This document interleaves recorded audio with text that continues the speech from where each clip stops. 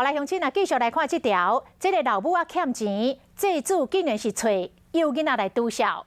台中一个20多岁少年妈妈，请现任的头家斗3工，甲现任的头家喊救人，讲伊欠前迄个头家将近100万，对方竟然甲伊2岁甲拄啊满月查囝掠去关起来，搁动手来拍囡仔。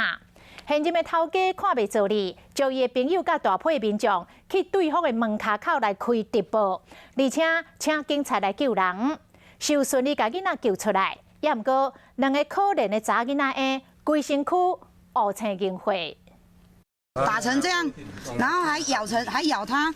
被救出来这2岁查某囡仔，手骨拢是乌青兼银花，另外一个拄满月查某婴面嘛同款，因身躯的伤拢是因老母较早的头家甲朋友拍的。亲生母亲有口头上告诉我说，这个人有喂小孩子吃喷，就是馊水，然后烟草，然后安眠药之类的。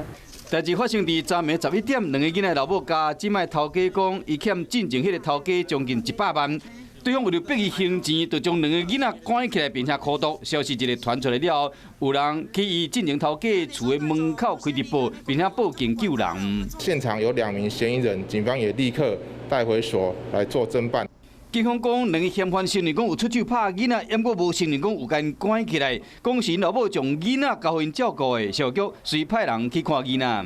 有其他朋友的部分可以提供照顾，所以我们今天也会请社工再去访视。